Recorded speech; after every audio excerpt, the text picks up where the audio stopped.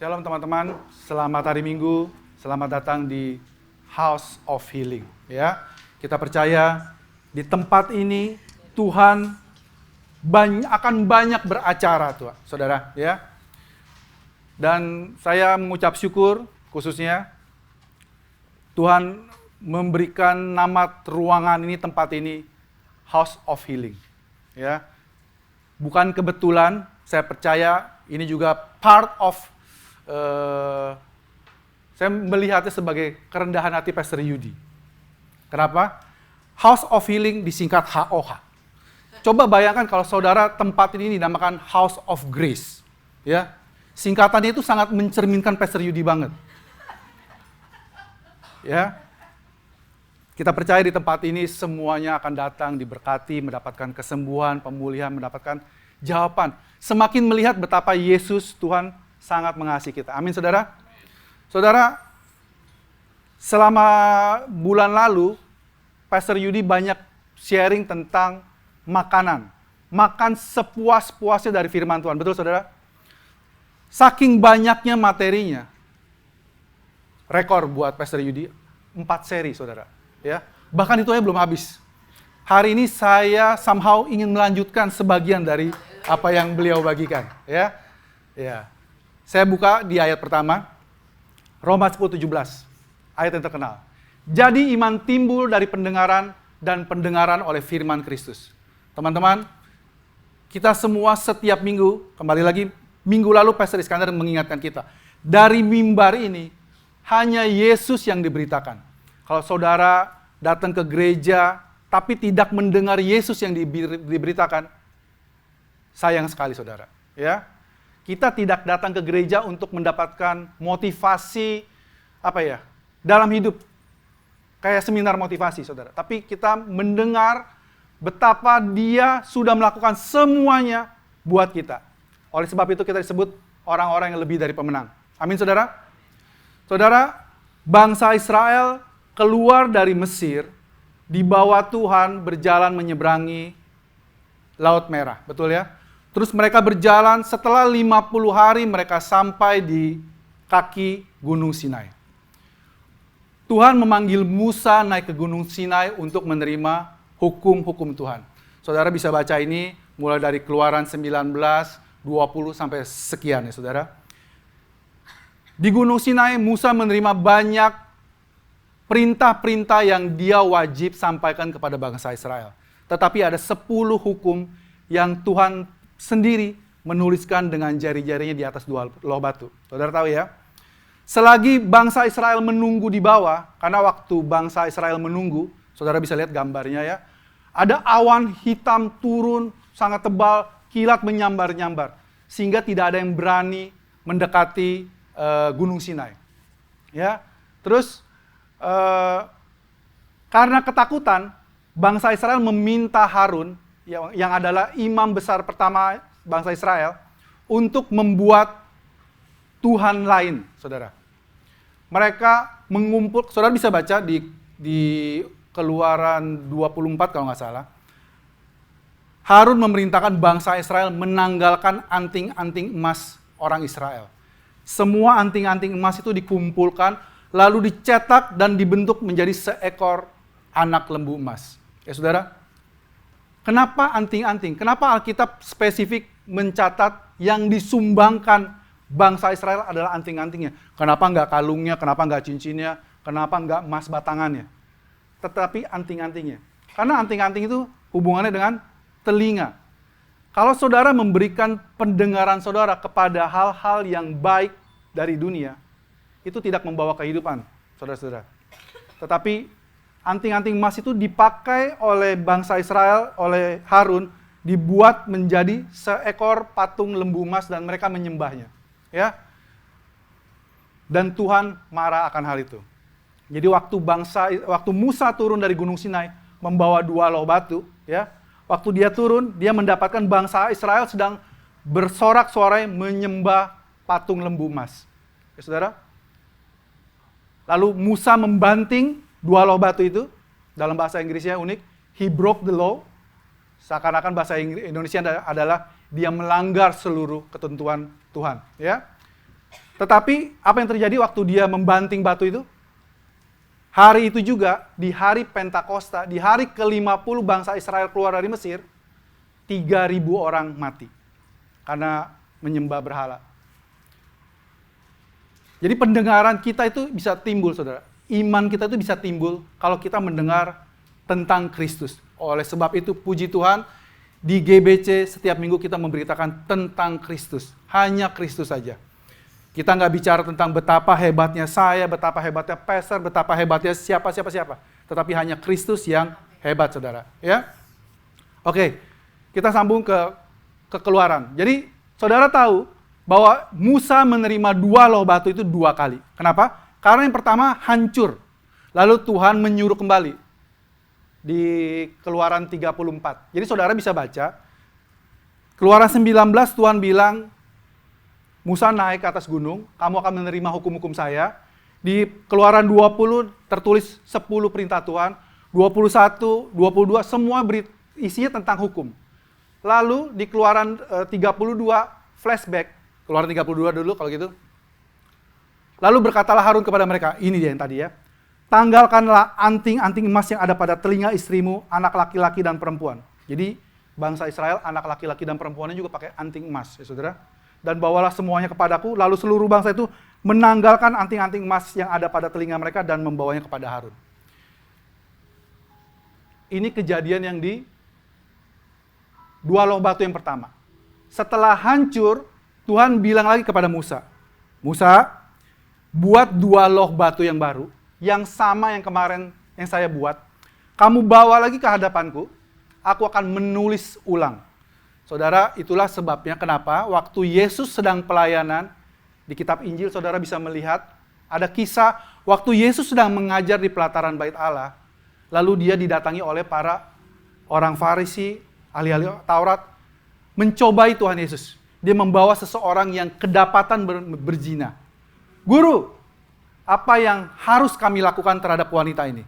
Karena menurut hukum Musa, wanita seperti ini harus dirajam sampai mati. Betul saudara? Dan kita melihat Yesus menulis di atas tanah. Setelah menulis di atas tanah, Yesus bilang begini, rajam dia, tapi dimulai dengan orang yang tidak berdosa. Setelah Yesus ngomong gitu, dia menulis lagi di atas tanah.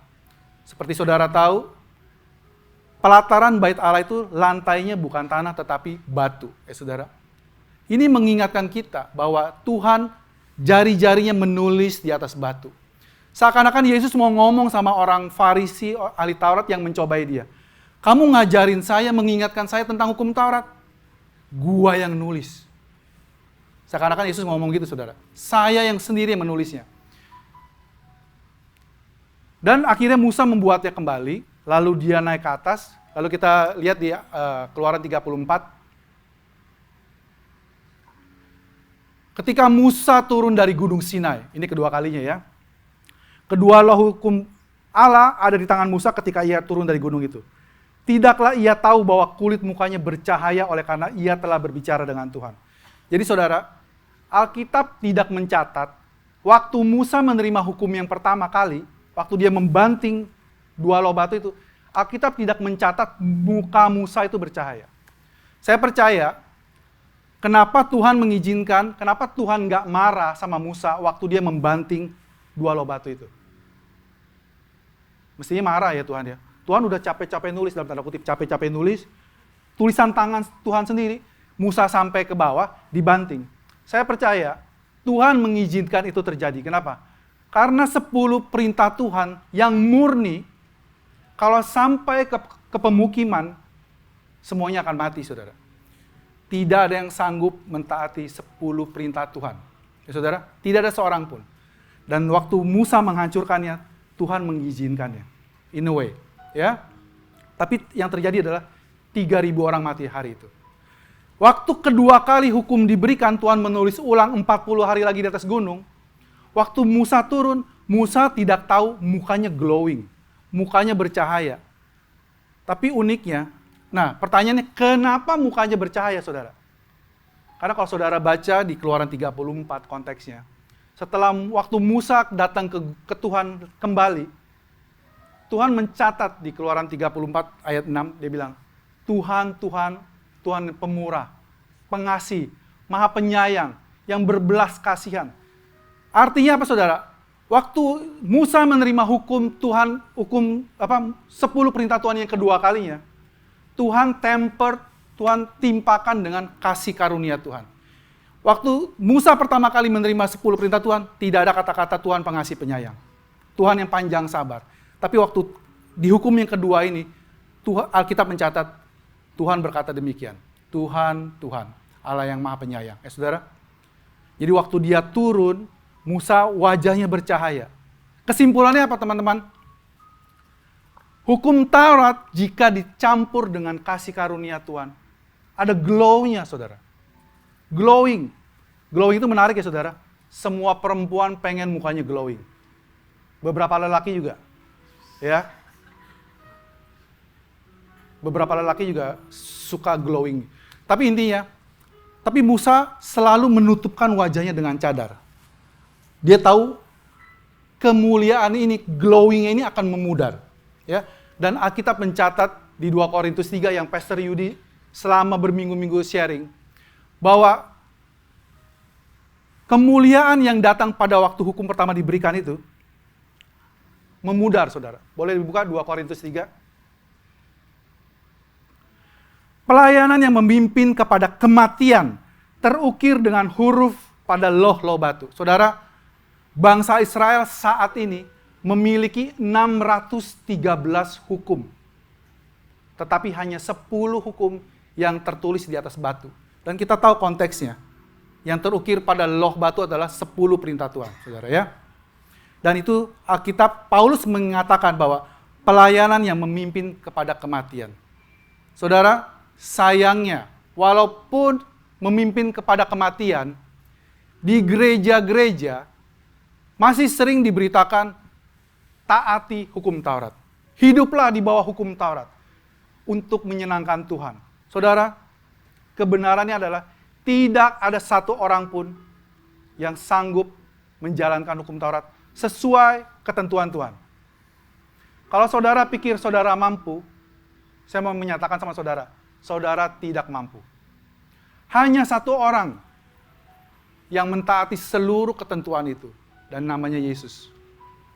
Dan waktu dia sudah menjalankan semuanya, dia dapat ponten 100, dapat nilai 100 sempurna. Dan dia menyerahkan dirinya sebagai korban dosa, gantikan kita di kayu salib. Dan kebenaran yang dia terima diberikan kepada kita for free. Waktu kita mengaku bahwa Yesus adalah Tuhan yang mati, bangkit, setelah menebus dosa kita, maka kita diselamatkan. Itulah kenapa kita disebut lebih dari pemenang. Karena kenapa? Karena kita nggak berperang untuk hal itu. Yesus yang hidupnya menjalankan ketentuan itu, Yesus yang berperang dalam tanda kutip, hidupnya menjalankan itu, tetapi nilainya diberikan kepada kita. Saudara, hiduplah, hidupi hidup kamu yang Tuhan sudah berikan, yang Tuhan sudah anugerahkan, kebenaran yang dia sudah berikan dengan penuh ucapan syukur. Dan sadari bahwa kebenaran yang dia berikan tidak akan pernah bisa diambil lagi oleh siapapun juga. Saudara, hidup yang kekal adalah milik saudara dan saya. Buat siapa yang percaya kepada Tuhan Yesus, diberikan for free. Kok murah banget, Pastor? No. Bagi kita murah, tapi dibayar dengan harga yang sangat mahal. Saudara, Pastor Iskandar minggu lalu cerita tentang, kasih ilustrasi tentang makan siang yang dibayarin. Betul, saudara? Dan waktu saya dengar ilustrasi itu, saya bilang benar juga ya. Manusia itu bisa menerima ilustrasi saya dibayarin makan gratis, nggak bayar lagi, saya bisa terima. Tapi kalau dosa saya dibayarin sama Tuhan Yesus, orang nggak bisa terima. Kayaknya buat cengli banget. Tapi kalau makan dibayarin itu cengli. Betul saudara ya? Justru karena dosa kita tidak bisa ada yang bayarin, siapapun nggak ada yang bisa bayarin. Makanya Tuhan yang harus bayarin buat kita. Terus pertanyaannya mungkin juga muncul, kalau Tuhan maha kasih, kan tadi dibilang Tuhan yang maha kasih, penuh kasih karunia. Kenapa Tuhan nggak hanya memaafkan dosa kita aja? Nggak usah diberes, nggak usah dihitung. Oke, Gard, Yudi, Lita, kamu dosanya banyak banget, paling banyak di antara semua orang di sini. Ya, Kamu langsung masuk aja, karena saya suka sama kamu. Tuhan nggak bisa, saudara. Tuhan, ya, dia adalah Tuhan yang maha kasih. Tapi saudara jangan lupa, dia adalah Tuhan yang adil. Keadilannya tidak bisa membiarkan dosa tidak dihukum. Dan masalahnya adalah tidak ada manusia yang tidak berdosa. Oleh sebab itulah, pribadi kedua dari Allah Tritunggal, Sang Firman itu turun menjadi manusia. Dan dia menjalankan seluruh ketentuan hukum Taurat sempurna, sehingga dia layak menjadi korban gantikan kita. Saudara, jadi dosa harus dibayar, saudara. Dan sudah dibayar, kabar baiknya. Sudah dibayar oleh Tuhan Yesus. Kalau di perjanjian lama kita tahu, bangsa Israel kalau dia berdosa, dia membawa korban, entah domba atau kambing atau burung, tergantung status ekonomi keluarganya. Waktu dia mempersembahkan korban, dosa dia diampuni. Sebenarnya belum dibayar lunas. Mirip kayak gini, saudara. Waktu saudara makan ke restoran, saudara dapat tagihan, terus saudara bayar pakai kartu kredit. Pertanyaannya, sudah dibayar belum? Secara restoran sudah dibayar. Tetapi secara kamu sebenarnya belum dibayar. Kapan sudah dibayarnya? Sampai tagihan kartu kredit itu nyampe ke rumah kamu bayar lunas, tidak dibayar minimumnya saja, itu baru sudah lunas. Saudara paham? Waktu bangsa Israel dulu datang ke imam dan dosanya diampuni, dalam tanda kutip diampuni, dosa mereka itu hanya ditahan sebentar, di cover sebentar, sampai pembayaran yang sesungguhnya, yaitu pengorbanan Yesus, datang. Waktu Yesus dikorbankan, seluruh hutang dosa itu dibayar lunas semua. Karena Tuhan itu tidak terikat dengan waktu, pengorbanan yang dia lakukan, yang dia bayar, itu tidak terikat waktu.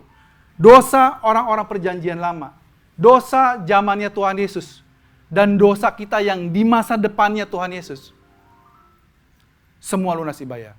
Bahkan dosa-dosa keturunan kita, anak-anak kita, cucu kita yang bahkan belum ada, semua sudah dia bayar lunas. Sebuah anugerah, saudara. Jadi waktu Musa turun dan mukanya bercahaya, dia tutupin, ya, karena dia tahu somehow, some way, glowingnya ini akan memudar. Oke, kita lanjutin. Namun demikian kemuliaan Allah menyertainya pada waktu ia diberikan. Sebab sekalipun pudar juga, cahaya muka Musa begitu cemerlang, sehingga mata orang-orang Israel tidak tahan menatapnya.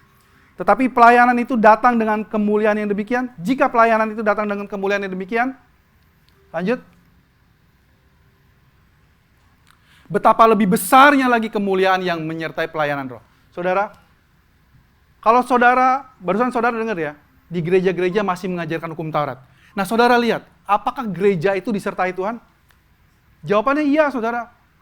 Saudara kalau datang ke KKR, saudara bisa melihat, kalian manusia berdosa. Kalau kalian tidak bertobat, kalian akan mati seumur hidup ke dalam neraka. Selama-lamanya kekal.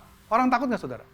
Saat itu, somehow, seakan-akan sedang diberikan hukum Taurat yang murni. Bahwa tidak ada keselamatan di luar Kristus. Betul, saudara? Dan di banyak KKR, banyak terjadi mujizat. Banyak orang lumpuh berjalan, banyak orang mati dihidupkan, banyak orang yang bisu berbicara, yang buta dicelikan. Banyak, saudara. Kita nggak bilang, Alkitab itu tidak bilang kalau orang yang mengajarkan hukum Taurat itu tidak ada kemuliaannya. Tetapi saudara perlu ingat konteksnya. Sebenarnya tidak ada gereja yang mengajarkan hukum Taurat secara full. Karena yang konteksnya Musa bercahaya ini adalah hukum Taurat yang dicampur dengan kasih karunia. Jadi pergumulan gereja, umat Tuhan saat ini adalah bukan bagaimana kita benar-benar memikirkan hidup mentaati hukum Taurat secara penuh. Bukan. Tidak ada gereja, saudara. Tidak ada gereja, tidak ada orang Kristen yang betul-betul menjalankan hukum Taurat 100%. Yang mereka lakukan adalah mencampur hukum Taurat dengan kasih karunia. Ini konteksnya. Kemuliaannya ada nggak? Ada, saudara. Tetapi Alkitab bilang apa? Kemuliaannya itu akan pudar juga. Ya. Sebab jika pelayanan yang memimpin kepada penghukuman, ditegaskan lagi. Tadi di ayat sebelumnya dibilang apa? Pelayanannya yang membawa kematian, saudara. Sekarang disebut lagi membawa penghukuman. Jadi kalau saudara memilih fokus saudara hidup mentaati hukum Taurat, saudara jangan salah tafsir. Saya nggak bilang hukum Taurat itu salah. No. Hukum Tuhan itu sempurna, saudara. Yang masalah adalah kitanya. Kitanya itu nggak sempurna. Jadi waktu kalau mimbar ini dipakai untuk ngomong kamu harus, dan harus, itu yang salah, saudara. Karena yang ngomong itu pun tahu dia nggak bisa menjalankan seluruh ketetapan hukum Taurat. Ya saudara? Dan kalau saudara berada di minister, di dalam pelayanan yang selalu bilang kamu harus ini, harus ini, harus ini, saudara sedang berada di bawah pelayanan yang membawa penghukuman dan membawa kematian. Tapi itu mulia. Tapi Roh Kudus berargumentasi, betapa lebih mulianya lagi pelayanan yang memimpin kepada pembenaran. Ya saudara, lanjut. Sebenarnya apa yang dulu dianggap mulia jika dibandingkan dengan kemuliaan yang mengatasi segala sesuatu ini, sama sekali tidak mempunyai arti. Alkitab dengan jelas, saudara, dia membandingkan kemuliaan yang dulu, yang campur-campur itu, sama kemuliaan kita yang sekarang, saudara, sedang rasakan, yang pure grace, ya saudara, itu mengatasi segala sesuatu, nggak ada bandingan, nggak ada artinya. Sebab, jika yang pudar itu disertai dengan kemuliaan, betapa lebihnya lagi yang tidak pudar itu disertai dengan kemuliaan. Saudara sekarang ini sedang ada dalam pelayanan yang mengabarkan Injil kasih karunia Tuhan. Saudara, Injil kasih karunia itu selalu membuat kontroversi. Ya. Dunia, jangan ngomong dunia, saudara. Bahkan anak Tuhan, gerejanya banyak yang tidak percaya bahwa Injil kasih karunia itu sebegitu bagusnya. Waktu saya dulu pertama kali dengar Injil kasih karunia, saya percaya banyak dari saudara juga mengalaminya. Saya nggak percaya, saudara. Sebagus itu, beneran dosa saya seluruhnya diampuni. Saya pasti masuk surga. Saya dapat jaminan itu. Karena dulu saya juga bergereja, saudara. Saya juga dulu bergereja. Dan dulu saya pernah dengar, walaupun kamu anak Tuhan, kamu sudah terima Tuhan Yesus, kamu harus hidup hati-hati. Kalau hidup kamu miss, waktu kamu lagi naik motor, melanggar lampu merah, melanggar ya, dosa kan? Terus ketabrak truk mati. Kita tidak tahu kamu masuk kemana. Karena keselamatan itu bagaikan dapat tiket. Tiketnya gratis, betul.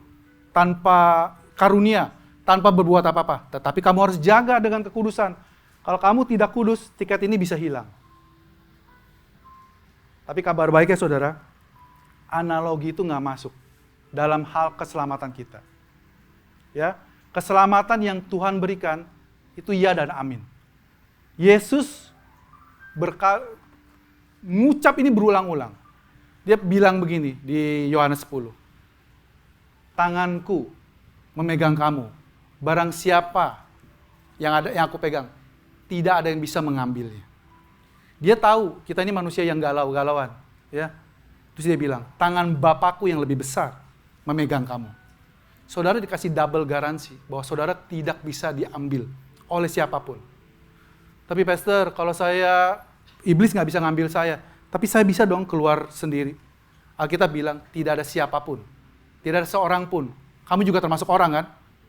Jadi bahkan kita sendiri pun tidak bisa menggagalkan keselamatan yang Tuhan berikan. Kabar baik, saudara? Puji Tuhan loh, saudara.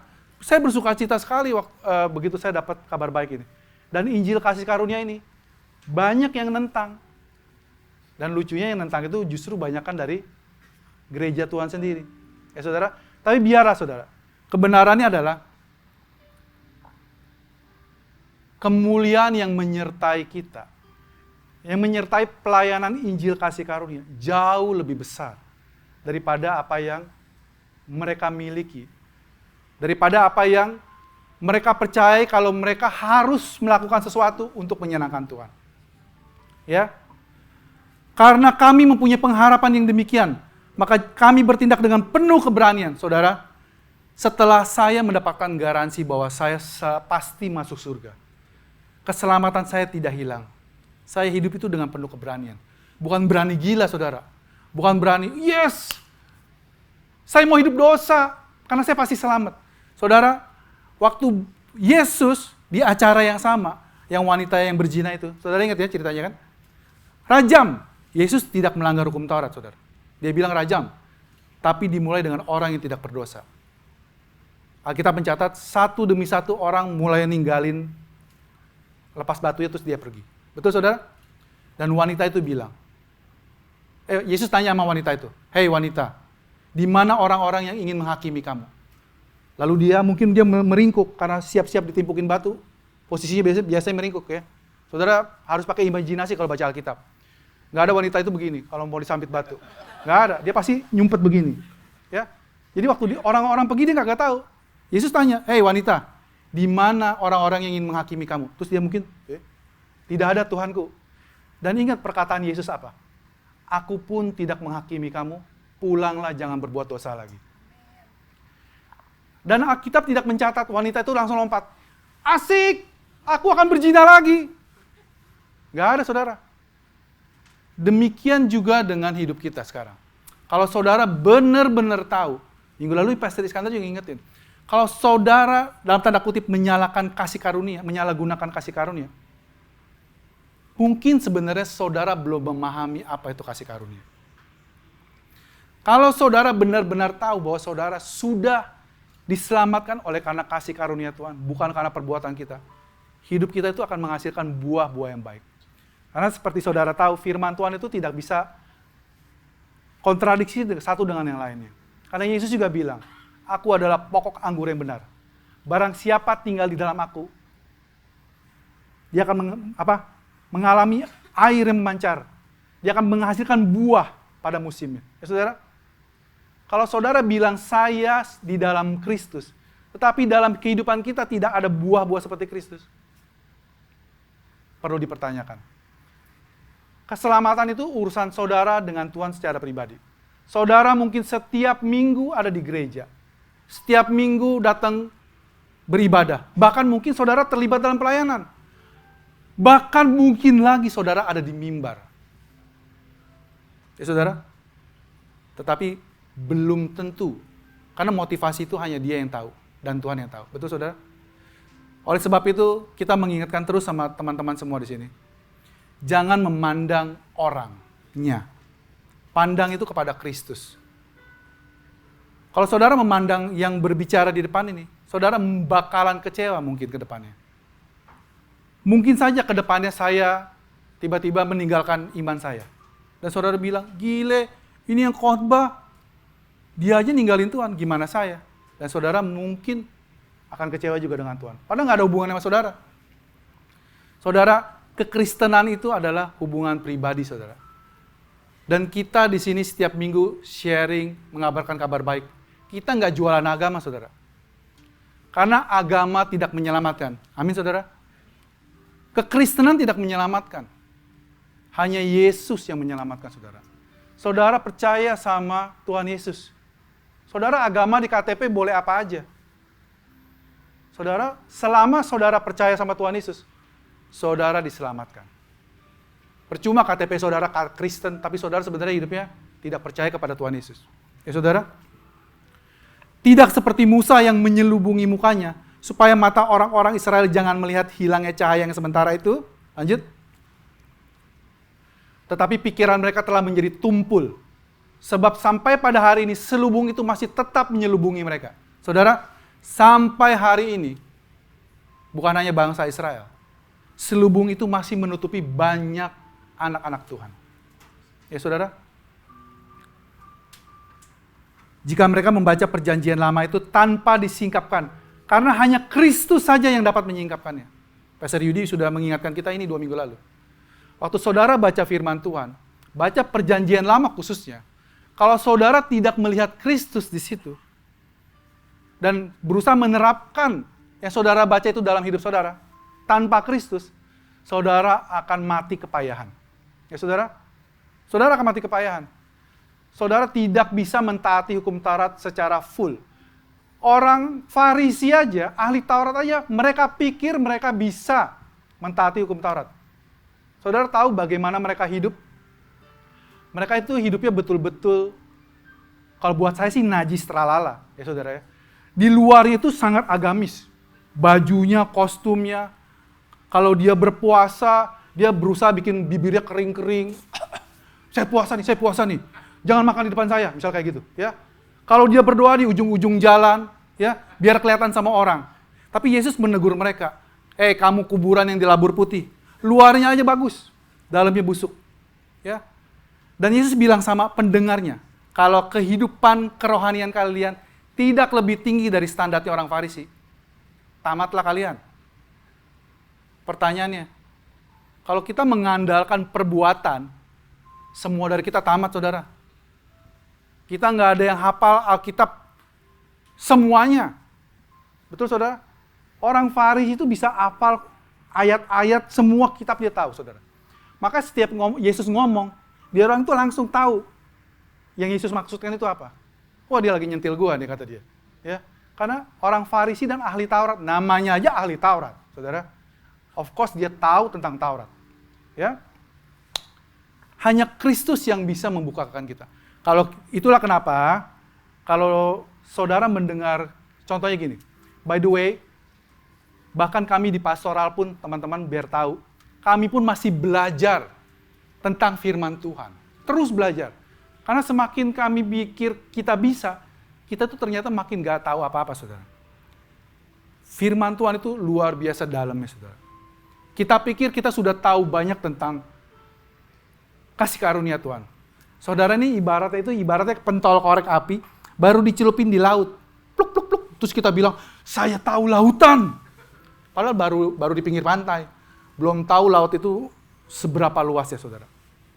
Itulah gambaran kasih karunia Tuhan. Dan yang kita tahu tuh bahasa itu, saya sudah mengalami semuanya tentang Tuhan Yesus. No. Kita ini baru tahu kulit-kulitnya. Beberapa waktu lalu saya ikut seminar online tentang pernikahan Kristen. Sebelum masuk itu kita daftar, ditanya, kamu jadi orang Kristen sudah berapa lama gitu kan? Terus apakah kamu sedang pelayanan? Jadi inti ceritanya gini, dipisahkan dua grup antara para hamba Tuhan dan para single yang bukan hamba Tuhan. Ya. Dan waktu dibagikan materi, ini orang Kristen semua loh, saudara. Hamba Tuhan loh, grupnya saya itu, hamba Tuhan. Waktu dibacakan cerita, ada pertanyaan demikian. Terus bagaimana pendapat kamu? Saudara bisa melihat banyak jawaban yang aneh-aneh. Saya sampai, ya Tuhan terima kasih saya ada di GBC. Terima kasih saya sudah menerima kasih karunia-Mu, mata saya dibukakan. Jawaban mereka tuh aneh-aneh. Dan waktu saya bagikan, contohnya gini, saudara. Salah satu pertanyaannya gini. Kamu percaya nggak jodoh kamu itu dari Tuhan atau kamu harus cari sendiri? Apakah jodoh itu sudah Tuhan tetapkan? Saya harus menikah dengan Lucia. Kalau saya nggak sampai nikah dengan Lucia, wah, salah pilih. Dunia punya gambaran, somehow yang dunia tawarkan itu iklannya, jadi kebenaran dalam kita. Oh, you are my soulmate. Engkau adalah belahan hatiku. Saya setengah, kamu setengah. Waktu kita ketemu doi kita bilang, aku menemukan belahan jiwaku. Betul ya, saudara? Indah ya, puitis ya. Tapi, dan banyak anak Tuhan, hamba Tuhan percaya bahwa jodoh itu demikian. By the way, kita di GBC nggak percaya gitu, saudara. Kita percaya Tuhan bisa memberkati siapapun yang kita pilih menjadi jodoh kita. Karena logikanya gini, misalnya saya sama Lucia. Waktu ceritanya saya berkarismatik, ganteng banget, tajir melintir, banyak cewek-cewek pengen dekat sama saya. Terus singkat cerita, ini andai kan, jadi saudara tahu ya. Singkat cerita, setelah saya menjalani hidup sebagai bujangan yang laris, saya mendapati 4 cewek yang masuk nominasi. Si A, si B, si C, si D. Si A cantiknya luar biasa kayak putri Indonesia. tapi nggak pernah nyuci piring. Yang B, orangnya ayu, nggak ngebosenin, ya. Tapi ada kekurangannya, ya. Si C, orangnya lucu banget, enak diajak ngomong. Kayaknya bisa nih sampai seumur hidup sama dia nih. Nikmat nih anak, orangnya enak diajak ngomong. Saya bisa sama dia. Jadi pilihannya semua sama bagusnya. Plus minus, plus minus. Terus saya pilih, Tuhan yang mana Tuhan? A, B, C, D, A, B, C, D. Karena saya percaya Tuhan sudah memilih, menentukan dengan seseorang. Andaikan saya salah, akhirnya saya memilih. Wah, Tuhan kayak ngomong yang A nih. Dia udah pakai Alkitab, pakai Gideon. Tuhan, saya kasih tanda. Saya tebarkan ini, kalau basah artinya si A, kalau kering si B. Misalnya gitu, saudara. Singkat cerita, akhirnya saya pilih berat nih, si A nih. Akhirnya saya nikah dengan si A. Saudara, tidak ada pernikahan yang kayak di Disney itu. Happily ever after itu pret. Tidak ada gesekan dalam rumah tangga itu pret banget. Biar yang belum nikah, nggak dibohongi saudara ya. Nggak dibohongi. Andaikan saya pilih si A, dan suatu hari saya berantem besar sama si A. Kalau saya percaya bahwa Tuhan sudah menentukan seseorang, pasti terlintas. Ya, saya salah pilih. Mungkin si B, si C, atau si D. Saudara tahu ya?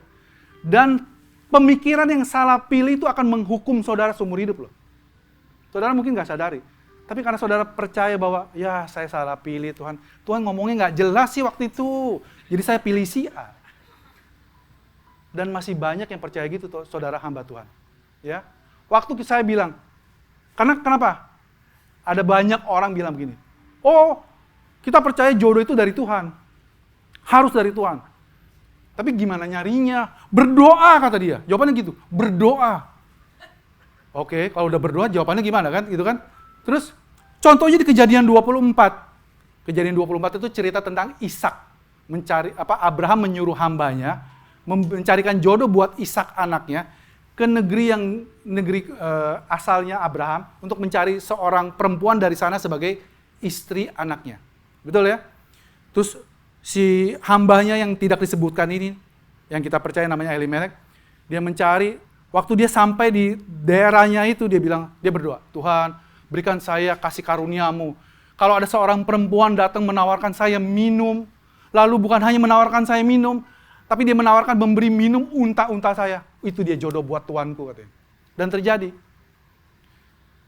Dia pakai ayat begitu, saya bilang, Bu, wah ketahuan dia perempuan. Bu, orang ini, contoh di Kejadian 24 ini, contoh spesifik, cuman satu seumur hidup. Nggak ada lagi yang lain. Dan saya percaya, dia ini cerita tentang Bapak, Abraham itu sebagai Bapak, gambaran Bapak, sedang menyuruh hambanya yang tidak disebutkan namanya, yang saya percaya adalah gambaran Roh Kudus, mencari jodoh pendamping buat anak tuannya satu-satunya, Ishak, yang adalah gambaran Kristus. Yang adalah, dan pengantin wanita itu adalah Ribka, yaitu gerejanya, yaitu kita, saudara dan saya. Ribka belum pernah ketemu Ishak, saya bilang gitu kan. Tapi dia sudah jatuh cinta kepada Ishak. Kenapa? Selama perjalanan pulang, Eliezer cerita sama Ribka, dia bilang, tuanku itu orangnya ganteng, dia sangat kaya, orangnya baik banget, dia begini, dia begitu. Walaupun Ribka belum pernah ketemu dengan Ishak, Ribka jatuh cinta sama Ishak. Demikian juga saudara dan saya. Siapa di sini yang pernah ketemu Yesus? Belum ada, betul? Tetapi oleh Roh Kudus kita dikasih tahu, Yesus itu hebat. Dia itu the fairest among 10,000. Ya, dia yang terbaik dari semuanya. Kita jatuh cinta sama dia, walaupun kita belum ketemu sama dia. Betul saudara? Seperti gitu. Terus ada yang japri, ada yang bilang begini, saya belum pernah dengar tentang ini sebelumnya. Ini judulnya hamba Tuhan. Dan saya percaya banyak sekali saudara. Oleh sebab itu saudara mesti bersyukur. Saudara mesti tahu syukur bahwa saudara di sini, walaupun mendengar kisah di perjanjian lama, tapi saudara dibukakan. Ini bukan tentang si Gideon, bukan tentang si Samson, bukan tentang si Daud, tetapi tentang Kristus yang ada di dalamnya. Saudara, bahkan sampai hari ini, setiap kali mereka membaca kitab Musa, ada selubung yang menutupi hati mereka. Saudara bersyukur, minggu demi minggu selubung itu mulai dibukakan sedikit demi sedikit. Ya, waktu kita dengar cerita tentang si ini, 2 minggu lalu Pastor Yudi menutup khotbahnya tentang apa? Tentang Elisa, betul? Yang ada kapak nyemplung. Terus jalan keluarnya apa? Ambil kayu lempar. Buat kita ini apa-apaan sih?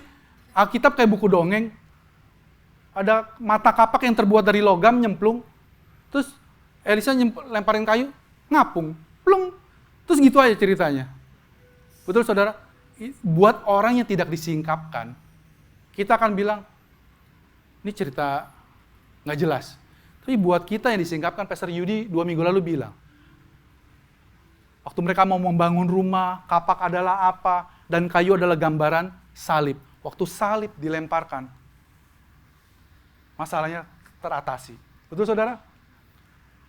Waktu bangsa Israel keluar dari Mesir, di tengah gurun mereka kehausan, ada batu karang. Musa memukul, ceder, keluar air. Batu karang itu adalah Kristus. Buat orang yang nggak dibukakan, batu ya batu. Bagaimana bisa jadi Kristus? Ya saudara, by the way, semua tipologi di perjanjian lama, itu ngomongin hanya Tuhan Yesus. Hanya Tuhan Yesus. Tipologi ini nggak bisa dipakai untuk bahkan mamanya, Ibu Mar. Bu Mar itu nggak ada tipologinya di perjanjian lama. Karena ada yang maksa-maksain. Ya, buat sekedar kalian tahu. Siapa tahu kalian ke depannya akan ketemu itu. Ya. Tetapi apabila hati seorang berbalik kepada Tuhan, maka selubung itu diambil daripadanya. Saudara, berbalik itu teshuva. Repentance. Berbalik. Bertobat itu arti berbalik, saudara. Kalau dulu di otaknya kita, kebanyakan kita, bertobat itu meninggalkan perbuatan yang lama. Menjadi holy, menjadi perbuatan baik. Betul saudara? Itu orang dunia bilangnya begitu. Tetapi bahasa Alkitab bertobat itu adalah berbalik, mengalihkan pandangan kita kepada Yesus. Berbalik itu nggak melulu harus 180 derajat begini saudara. Kadang pandangan kita ke situ, padahal Yesusnya di situ. Kita geser 15 derajat, 20 derajat itu bertobat. Nggak harus 180. Waktu Petrus berjalan di atas air, satu-satunya manusia selain Tuhan Yesus yang berjalan di atas air adalah Petrus. Ya saudara, dan beberapa ilusionis. Ya. Yang berjalan di atas air itu, waktu Petrus berjalan di atas air, dia bisa berjalan di atas air. Waktu dia berjalan, dia mengalihkan pandangannya karena dia melihat angin dan ombak. Saya nggak percaya dia lihatnya ke sono. Saya percaya dia hanya ngeliatnya geser dikit, tapi dia langsung tenggelam. Arahkan pandangan kita selalu kepada Tuhan Yesus, dan kita bisa berjalan di atas air. Saudara, by the way, selama ini kita mungkin hanya tahu air melambangkan firman Tuhan, betul saudara? Tapi dalam bahasa Alkitab sebenarnya air yang banyak itu lambang chaotic, lambang kuasa kegelapan. Supaya saudara tahu, di atas laut, di atas air yang besar itu selalu gambaran chaotic. Ya, kalau air yang kecil-kecil gitu firman Tuhan, yes. Tapi kalau air secara itu, air yang dalam, itulah kenapa saudara akan menemukan banyak gambaran air dalam dan sebagainya. Itu selalu the beast, si jahat itu keluar dari air yang dalam. Ya saudara, jadi waktu kita memandang kepada Yesus, kita bisa berjalan di atas badai hidup, di batas semua kejahatan-kejahatan itu. Oke saudara, saya akan perlihatkan apa perbedaan perjanjian lama dengan perjanjian baru. Saudara, kita buka tabelnya. Perjanjian lama itu tokoh utamanya adalah Musa. Dan di perjanjian baru itu Yesus. Ya. Di perjanjian lama, yang menerima hukum Taurat adalah Musa. Di mana? Di Gunung Sinai. Tetapi di perjanjian baru, Yesus pun pernah naik gunung. Pastor Yudi ngomong ya, 2 minggu lalu. Tuhan Yesus pun naik ke satu gunung yang tinggi. Ya, tapi bukannya menerima hukum Taurat. Di situ Yesus ditransfigurasi. Di situ Yesus ketemu dengan penerima hukum Taurat yaitu Musa dan polisinya hukum Taurat yaitu Elia. Dan waktu ada awan turun, awannya diangkat, semuanya hilang. Waktu ada suara, inilah anakku yang kukasihi, dengarkanlah dia, bukan mereka. Dan setelah suara itu hilang, hanya Yesus yang berdiri. Kenapa? Karena Musa sama Elia nggak level sama Tuhan Yesus. Nggak level banget. Ya saudara. Terus, menerimanya hukum Taurat. Saudara, di perjanjian baru, saya tadi bilang, kapan bangsa Israel sampai di Gunung Sinai? Itu 50 hari setelah mereka keluar dari Mesir. Ya saudara? Dan mereka memperingati malam itu adalah hari Pentakosta. Dan apa yang terjadi? 3.000 orang mati. Tetapi di perjanjian baru, di gunung yang lain, di Yerusalem juga, ya saudara, Roh Kudus dicurahkan pada saat hari Pentakosta. Betul saudara? Dan apa yang terjadi di Kisah Rasul 2? Waktu Petrus berkhotbah, Petrus yang ayam sayur itu, yang tadinya semalam sebelumnya ayam sayur, waktu Yesus sebelum disalib, ya, 50 hari kemudian setelah dia bangkit, beraninya luar biasa, saudara. Dia khotbah, dan Alkitab mencatat hari itu kira-kira 3.000 orang diselamatkan. Somehow, di perjanjian lama waktu Taurat turun, 3.000 orang mati. Tetapi di perjanjian baru waktu Roh Kudus dicurahkan, 3.000 orang diselamatkan. Ada death and life, saudara. Terus, waktu bangsa Israel menerima hukum Taurat, saudara bisa baca di Keluaran 19 ayat 17, mereka itu duduk di kaki bukit. Berdiri di kaki bukit. Tetapi, di Kisah Para Rasul 2 ayat 2, waktu murid-murid menunggu Roh Kudus dicurahkan, mereka duduk di ruang atas. Saudara yang di GBC udah lama pasti tahu, duduk itu melambangkan rest. Betul saudara? Perabotan di dalam ruangan kemah suci, ada lampu, ada meja sajian, ada incense, ya, ada di luarnya ada meja basin pembasuhan, di dalamnya ada tabut perjanjian. Tidak ada kursinya. Kenapa artinya? Artinya pekerjaan imam itu nggak bakalan beres. Kerja terus, beresin roti, nyalain menorah, ya, bakar-bakar incense, menyenangkan Tuhan, nggak pernah beres. Selesai mereka keluar. Tetapi waktu Yesus selesai melakukan pendamaian, membayar dosa, dia duduk di sebelah kanan Allah Bapa. Artinya apa? Pekerjaannya selesai. Pekerjaannya menebus dosa saudara dan saya sudah beres. Saudara sebenarnya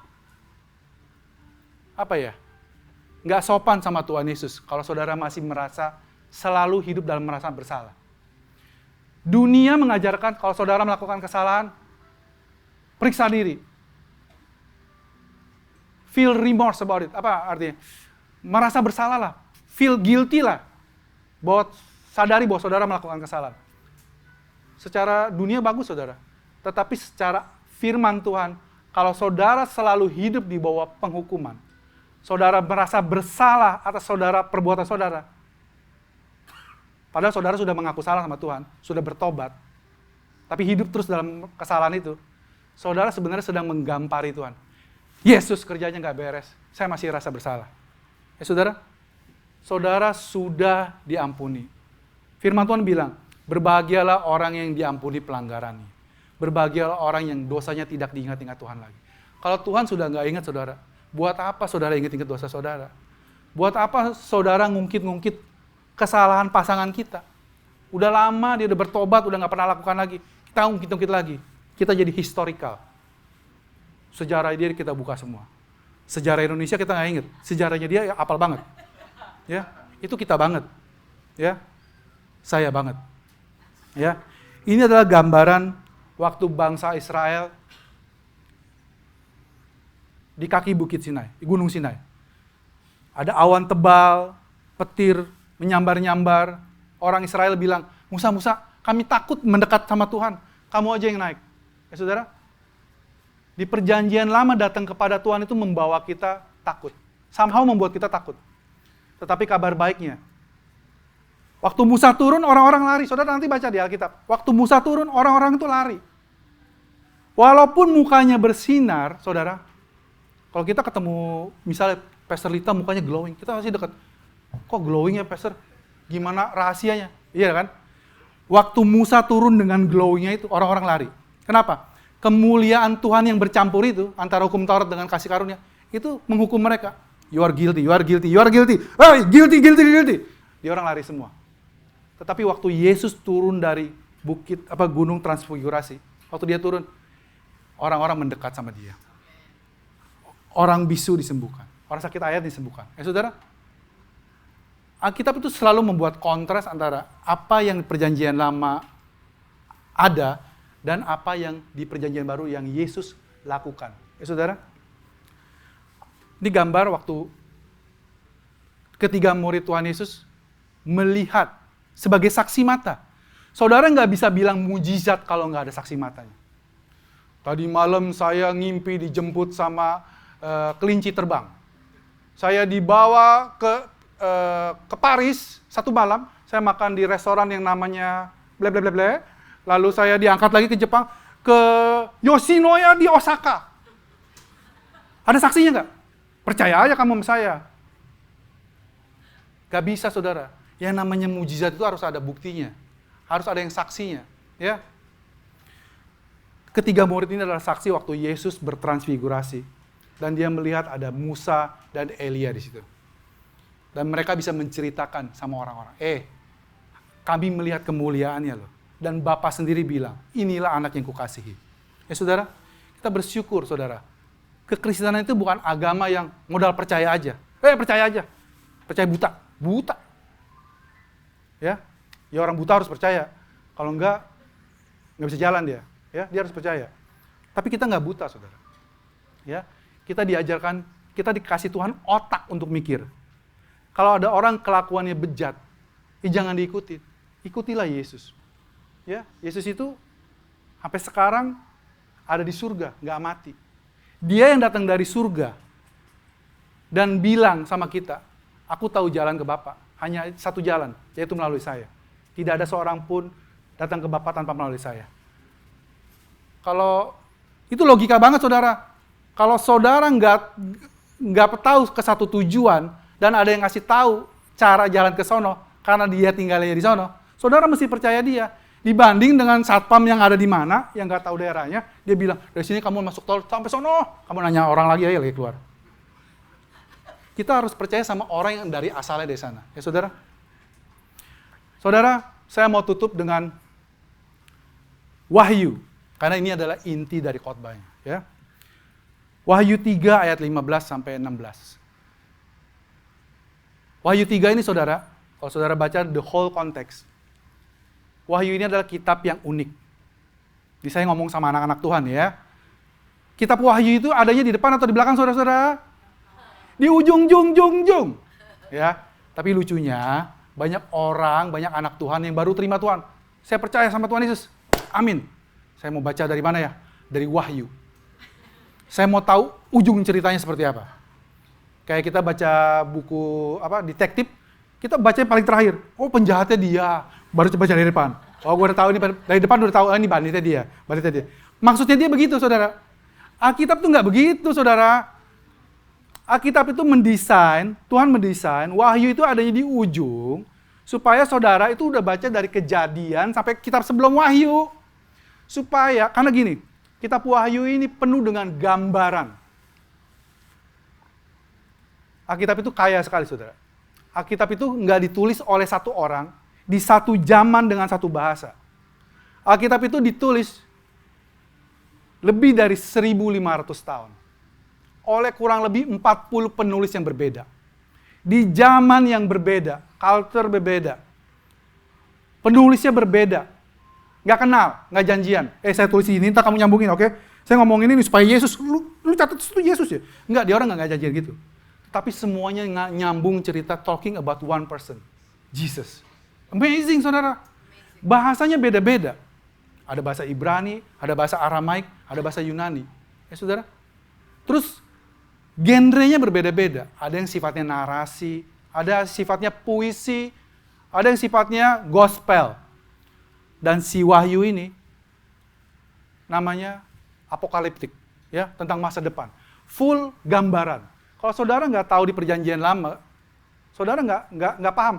Saya melihat kaki Dian dengan 7 bintang. Semua itu gambaran. Kalau saudara baca di perjanjian lama, saudara mulai ada gambaran. Ya, di zaman modern ini hampir tidak ada literatur yang tipenya mirip sama Wahyu, apokaliptik. Yang paling terakhir, paling mirip adalah yang dibuat oleh C.S. Lewis, Narnia. Ya, itu mirip kayak begitu. Karena sangat sulit membuat gambaran, jauh lebih mudah menggunakan perkataan. Contohnya gini, Ada suara, auman singa. Waktu aku menengok, aku melihat seekor domba. Lalu para pelukis gambar gini, setengah domba, setengah singa. Nggak bisa digambarin, saudara. Dia domba tapi singa. Dia singa tapi domba. Yesus itu gitu, saudara. Yesus itu menggambarkan dirinya seperti domba yang nggak ada daya apa-apa dibawa ke pembantaian. Tetapi dia adalah seekor singa, raja. Saya nggak bisa bilang raja hutan sekarang. Ditegur anak saya, singa itu nggak ada di hutan, Papa, katanya. Singa itu ada di padang belantara. Betul juga ya. Yang bilang singa raja hutan itu siapa? Raja hutan itu Tarsan. Ya, by the way, kayak gitu, saudara. Nah, kitab Wahyu ini, pasal 3 ini ngomongin tentang jemaat. Ada 7 gereja yang disampaikan surat, betul? Dan ini adalah teguran kepada jemaat di Laodikia. Begini bunyinya. Aku tahu segala pekerjaanmu. Saudara mesti ingat ini konteksnya Tuhan ngomong ke gerejanya. Engkau tidak dingin dan tidak panas. Alangkah baiknya jika engkau dingin atau panas. Jadi karena engkau suam-suam kuku dan tidak dingin atau panas, aku akan memuntahkan engkau dari mulutku. Saudara pernah dengar khotbah ini? Wah, saya jadi orang Kristen puluhan tahun. By the way, oleh karena kasih karunia Tuhan, akhir tahun ini saya berumur 50 tahun. Haleluya. Iya, benar-benar kemurahan Tuhan ya. Terus saya pernah dengar khotbah ini dibawakan seperti gini. Hei, anak-anak Tuhan. Tuhan pengen kalian itu panas saat dia sebenarnya nggak mengutip gitu. Tuhan pengen kamu panas, jangan dingin katanya. Padahal Alkitab bilang, alangkah baiknya kalau engkau panas atau engkau dingin, betul ya? Tapi somehow diberitakannya, kamu itu harus panas. Panas itu gimana?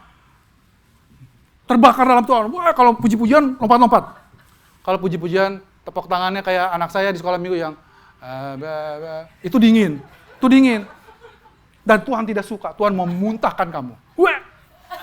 Itu guru sekolah minggunya yang mau muntah, ya. Orang tua tolong kasih pesan sama anak-anak, semangat. Ya. Biar guru sekolah minggunya juga ada nyawa ke sana ya. Kalau guru sekolah minggu nyanyi, kita udah ayo adik-adik gini. Mereka ya. Yang ketawa mungkin anaknya begitu. Saya paling merasa saya punya 3 anaknya begitu semua. Ya. Anyway, tapi Alkitab nggak bilang gitu, saudara. Dia bilang, kamu itu lebih baik panas atau dingin sekalian. Jangan tengah-tengah.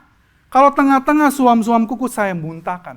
Jadi saudara, kalau saudara dengar, kalau panas dalam Tuhan itu artinya bersemangat. Baca Alkitab 1 hari 5 pasal. Menyanyikan lagu pujian 10 lagu, berbahasa roh 1 jam. Itu panas. Itu kriteria siapa yang bikin. Tapi taruhlah kamu bikin begitu. Menurut kamu dinginnya gimana? Dingin itu ya gitu, ke gereja setahun, enggak 2 kali. Yang namanya, napas. Yang namanya napas itu masih mending. Saya setengah napas. Natal doang lah kayaknya paling rame. Kabar sukacita, Paskah itu sedih-sedih. Disalib lah, buat berdarah-berdarah lah. Ya. Mendingan Natal aja, misalnya gitu. Itu dingin. Terus nggak pernah baca Alkitab. Nggak pernah nyanyi. Bahasa roh, boro-boro. Ya. Itu namanya dingin. Kalau saudara bilang begitu, pura-pura, oke, saya ambil perumpamaan kamu begitu. Saya nggak pernah berdoa. Yang sini berdoanya 1 jam. Ini semangat nih, panas nih. Yang ini dingin nih katanya. Yang nggak pernah berdoa. Nggak pernah baca Alkitab. Yang ini baca 5 pasal setiap hari. Ini panas nih. Oke. Umpama saya dingin nih. Nggak pernah baca Alkitab. Saya mulai baca 1 pasal. Better dong. Daripada nggak baca. Betul dong. Bacanya 1 pasal. 10 pasal, 5 pasal nggak kuat. 1 pasal dulu. Terus doanya situ 1 jam panas. Saya kan nggak pernah doa. Ya pemanasan lah. 5 menit dulu doa Tuhan gitu kan. 1 jam kamu ngomong apa aja sih? Ya kan? Baca koran aja kayak nggak selama itu, ya kan? Taruhlah dia baca, saya doa 5 menit. Berarti dia sudah dari dingin mulai agak hangat dong. Tapi begitu sampai hangat Tuhan muntahin. Buih! Loh, mendingan saya nggak doa dong Tuhan. Mendingan saya nggak baca Alkitab dong. Berarti ada yang salah dengan terjemahan itu. Saudara paham ya? Jadi panas dingin itu bukan soal aktivitas kamu, saudara. Saudara, by the way saya mau iklankan ini. Materi ini dibahas di anak kesayangan Bapak 2 minggu loh. Bro Roni bawain. Saudara, kelas anak kesayangan Bapak, ada tim songnya juga lagi. Namanya kesayangan gitu ya. Anyway, itu humor bapak-bapak yang garing pastor. Ya, terus kita lagi pray dulu.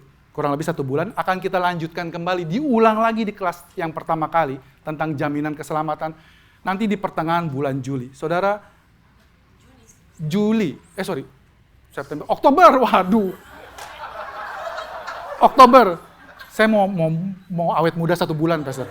2 bulan, ya. Oke, Oktober ya. 1-2 minggu setelah anniversary kita mau mulai lagi. Ya, pastikan saudara-saudara hadir. Buat saudara-saudara yang baru terima Tuhan, atau selama ini hanya manas-manasin kursi di gereja, yang nggak ngerti banget tentang apa sih jadi orang Kristen tuh, apa sih jadi anak Tuhan tuh, jaminan apa sih yang saya dapat, saudara bisa datang, bisa dengerin, dikuatkan. Atau bahkan kalau saudara ada pertanyaan, kegalauan kalian, nanya di situ. Para pastor siap menjawab, Pastor Lita dan Pastor Yudi. Ya, siap menjawab. Jadi persiapkan diri kalian. Materi ini penting, saudara, dibagikan. Yang bahaya buat Tuhan, dalam tanda kutip ya, bukannya itu saudara itu nggak aktif sekalian atau aktif sekalian. Bukan. Tetapi waktu saudara mencampurkan. Saudara itu, terjemahan saya ini begini, saudara. Kalau saudara hidup di bawah hukum Taurat secara penuh, itu saudara dingin. Kita bilang aja itu dingin. Atau jadi panas, terserah saudara. Saya bilang itu dingin. Ya. Tetapi kalau saudara under the grace, Tuhan, semuanya karena Engkau. Itu adalah panasnya, ya. Saudara bayangkan ya, ada 2 kubu. Di sini saya mengandalkan, Tuhan, saya nggak bisa apa-apa, semua hanya karena anugerah-Mu. Itu di bawah hidup, di bawah kasih karunia. Di satu sisi, Tuhan, saya harus bekerja keras. Kalau saya nggak kerja, saya nggak dapat apa-apa. Betul nggak, saudara? Betul juga. Jadi Tuhan bilang, lu sini sekalian atau di sini sekalian. Jangan di tengah-tengah ini yang bahaya. Tuhan, Engkau pasti memelihara saya. Ada kerjaan? Oh enggak Saudara, ini saya terbuka sama saudara. Oleh kemurahan Tuhan dan kemurahan Pastor Yudi, saya sudah ada di mimbar ini 9 tahun. Diberikan kesempatan. Ya. Kalau saya ingat dulu pertama kali maju, saya tuh ngomong ngaco, saudara. Saya udah siapin khotbah, cuman paling 3 strip, terus saya ngomong, hancur lah. Untung nggak ada rekaman ya, saudara. Hancur sehancur-hancurnya. Kadang-kadang saya ngasih satu tema, intinya saya nggak bahas loh. Saya duduk, udah selesai, yang ini belum dibahas, padahal ini intinya. Saudara tahu ya? Dan karena kemurahan Tuhan, kan ada peribahasa bahasa Indonesia ya, Allah bisa karena biasa. Kalau saudara melihat saya sekarang, Pastor Gat sekarang ngomongnya udah mulai nggak grogi. Dulu saya berdiri di depan, saya tanpa sadari begini. Kaki saya goyang, tapi saya nggak sadar. Saya ngomong aja, tapi badan saya nggak terima. Saudara tahu ya? Tapi saudara, yang menurut kalian saya udah nggak demam panggung. Saya setiap kali saya naik, saya masih demam panggung. Saya ini kayak mobil yang perlu dipanasin dulu. Saya naik masih grogi-grogi, bukanya dengan doa gimana ya. Tapi begitu kita jalan, puji Tuhan, Tuhan bisa bikin jadi smooth. Ya. Oleh sebab itu, saya nggak bisa ngandalin kekuatan saya. Saya bilang, saya udah pengalaman 9 tahun, masa khotbah aja masih apa ya? Nggak usah takut lah, Gat. Nggak usah takut. Biasa aja, B aja gitu kan. Udah ini, enggak saudara. Saya masih perlu, Tuhan, tolong saya Tuhan. Pakai mulut saya. Karena kalau saya ngomong doang saudara pulang ya lupa. Ya, enggak ada yang nempel sama saudara. Tapi karena urapan Roh Kudus, saudara akan ingat satu statementnya saya mungkin. Saya ngomong 1 jam, enggak ada yang penting buat saudara. Hanya 1 kalimat. Dan itu bisa jadi makanan kalian. Seumur hidup kalian, sisa umur hidup kalian. Bahwa saya dibenarkan. Keselamatan saya pegang. Saudara. Jadi hiduplah jadi anak Tuhan, tidak suam-suam kuku. Apa itu suam-suam kuku? Mencampurkan usaha saya harus berusaha, kalau enggak Tuhan tidak bisa berkati. Atau sebaliknya, ekstrim sebelah sini. Semuanya hanya kasih karunia. Dan sebenarnya ini yang benar, saudara. Kita ini mengajarkan semua di sini. Bukannya berarti kalau kita full kasih karunia, kita nggak kerja. Bukan. Yang saya bilang dari tadi, bahwa waktu kita mengerti semuanya adalah kasih karunia Tuhan. Dan kita menyadarinya dan memakainya, dan kita hidup berani, somehow penyertaan Tuhan yang tadinya dikejar-kejar di situ, itu mengikuti kita. Somehow. Saya nggak bisa ngejelasin, saya percaya Roh Kudus dalam diri saudara berbicara sendiri kepada saudara. Membuatnya mengerti, masuk, bahwa suam-suam kuku bukanlah tentang aktivitas rohani melawan kemalasan dan kerajinan. Ya. Oleh sebab itu, seperti saudara tahu, Rasul Paulus itu menulis ke banyak kota, betul saudara? Dan seperti berapa kali saudara dengar, jemaat mana yang paling hancur hidupnya? Saudara bisa jawab kan? Korintus. Betul, di Korintus terjadi perpecahan. Saya golongan Apollo, saya golongan Paulus. Saya pengikut setianya Pastor Yudi. No, saya pengikut setianya Pastor Fedri misalnya. Ya, ada orang saling tuntut-menuntut di gereja. Ada seorang jemaat laki-laki tidur sama mama tirinya, serumah. Ya, banyak hal buruk terjadi. Mereka melakukan acara ritual seksual sebelum masuk ke bait Allah. Karena mereka mendapatkan warisan itu dari kebudayaan Yunani sebelumnya. Ada tempel di Korintus, di mana waktu mereka mau beribadah, mereka harus have sex dulu. Kalau kamu nggak have sex, kami menyediakan. Silakan di sebelah dulu, baru masuk. Terlalu hancur hidupnya. Tetapi Paulus tidak menegur dosa-dosa mereka. In a way. Bukan itu maksud saya. Pembukaan setiap surat Paulus selalu dibilang gini, kepada orang-orang kudus di Roma, kepada orang-orang kudus di Korintus. Saudara bisa baca. Tapi hanya ada satu gereja yang Paulus nggak panggil begitu. Kota ini nggak bejat secara kelakuan, nggak bejat secara tindakan amoral, bukan. Kesalahan gereja ini adalah mencampurkan Injil kasih karunia yang Paulus sampaikan dengan tradisi orang Yahudi. Kita baca di Galatia 1. Dan saking kerasnya, hanya di kitab Galatia ini, Paulus menyampaikan kutukan. Dalam bahasa Yunani-nya adalah anathema. Ini adalah kutukan tertinggi statusnya. Artinya, kamu terkutuk masuk neraka. Anathema. Tetapi, sekalipun kami, ini Paulus ngomong beserta partnernya ya, kami atau seorang malaikat dari surga memberikan kepada kamu suatu Injil yang berbeda dengan Injil yang kami beritakan kepada kamu, terkutuklah dia.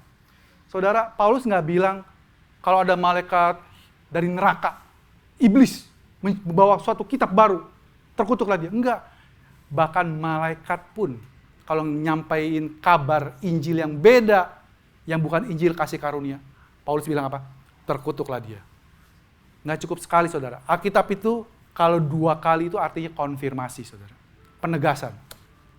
Seperti yang telah kami katakan dahulu, sekarang kukatakan sekali lagi, jikalau ada orang yang memberitakan kepadamu suatu Injil yang berbeda dengan apa yang telah kamu terima, terkutuklah dia.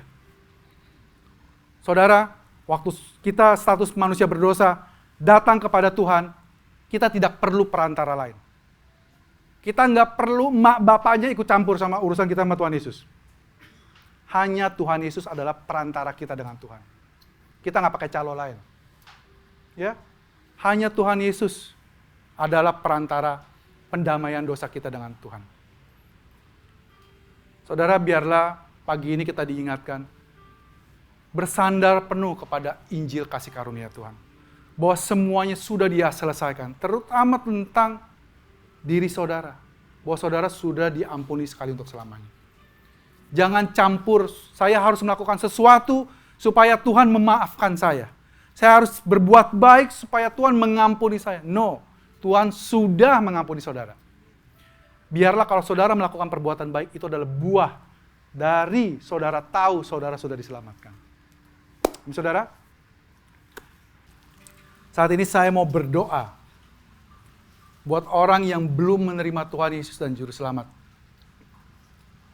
Jika engkau menonton khotbah ini di YouTube, saya ajak saudara untuk menerima Yesus sebagai Tuhan dan Juru Selamat. Tidak ada jalan lain menuju surga tanpa melalui Yesus Kristus. Kalau saudara percaya bahwa Yesus adalah orang benar yang tidak berbohong, maka perkataan ini pun benar. Dia nggak bilang banyak jalan menuju surga. Dia bilang hanya ada satu jalan, melalui aku. Saya mengajak saudara untuk berdoa, terima Tuhan. Katakan demikian. Tuhan Yesus, terima kasih kalau hari ini saya mendengar kabar baik bahwa Tuhan menjadi manusia, hidup mentaati seluruh hukum Taurat. Dan hasil pembenarannya diberikan kepada saya. Dan saya mau menerimamu Tuhan sebagai Tuhan dan Juru Selamat saya. Saya percaya Engkau adalah Allah yang hidup dan mati menebus dosa saya. Dan dibangkitkan lalu naik ke surga. Menyediakan tempat buat saya. Saya mengaku bahwa Engkau adalah Tuhan dan Juru Selamat saya. Jika saudara sudah mengaku berdoa seperti itu, saudara adalah ciptaan yang baru. Terus datang ke rumah Tuhan. Jika saudara ada di daerah Jakarta dan sekitarnya, saya undang untuk datang ke GBC. Saudara akan terus diingatkan apa yang Yesus sudah perbuat buat saudara. Terima kasih Tuhan Yesus buat hari ini. Kami mengucap syukur Tuhan buat semua kebaikan-Mu. Thank you Lord. Di dalam nama Tuhan Yesus kami berdoa dan mengucap syukur. Amin.